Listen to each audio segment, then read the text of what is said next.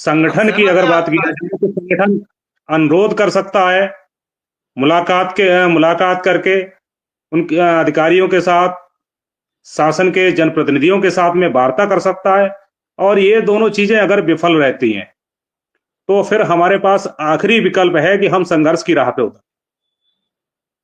संगठन के पास यही चीजें हैं, इससे ज्यादा नहीं है।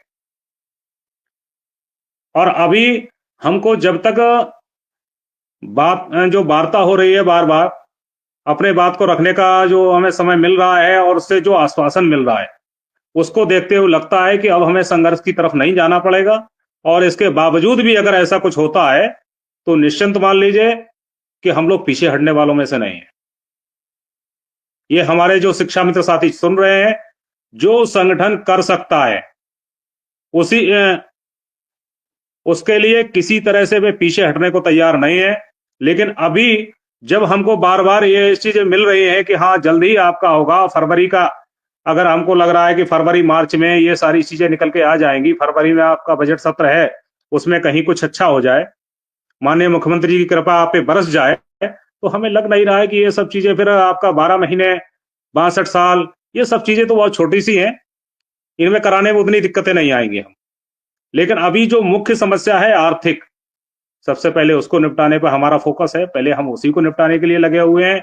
उसके लिए जिस तरह से भी होगा, चाहे हमारा मंत्री जी के समक्ष बार बार आपकी जो व्यथा है उसको रखना पड़ रहा है, चाहे अन्य मंत्री हो, और इसी के क्रम में माननीय मुख्यमंत्री जी से भी मिलने का और उनके समक्ष पुनः रखने का, अगर उनकी तरफ से निर्देश हुए भी हैं तो आखिर उन निर्देश होने के बाद देरी कहां है। आपको जो परिणाम चाहिए, आपसे ज्यादा जल्दी हमको है कि हम आपको शीघ्र शीघ्र परिणाम दें। लेकिन भरोसा आपको रखना पड़ेगा, संयम आपको रखना पड़ेगा।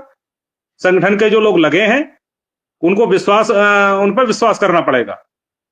कोई भी व्यक्ति घर नहीं बैठा है, ये संगठन है, और संगठन के जो पदाधिकारी हैं उन समस्त पदाधिकारियों को अपने अपने दायित्वों का निर्वहन करना है, और वो अपने निर्वहन कर रहे हैं।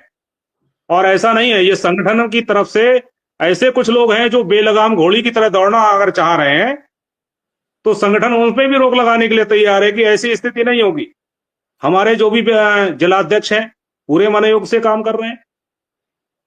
प्रदेश के जो सभी पदाधिकारी हैं वह अपनी जिम्मेदारी का निर्वहन कर रहे हैं। कहीं अगर सुझाव आपका देना हो, हमेशा फोन खुला रहता है, ऐसा नहीं है कि फोन बंद रहता हो। आप चाहें जब चाहें बात कर लें हमसे। हमारा कोई, चाहे प्रांत के पदाधिकारी हो और चाहे जिले का हो, अगर कोई जिलाध्यक्ष ये समझने लगे कि हम ही संगठन चला रहे हैं और हमारे बल पे ही संगठन चल रहा है, तो ये उसकी अज्ञानता तो हो सकती है। संगठन कभी किसी का नहीं रहा, संगठन आम शिक्षा मित्रों का है, और आपकी जो समस्या होगी उस समस्या को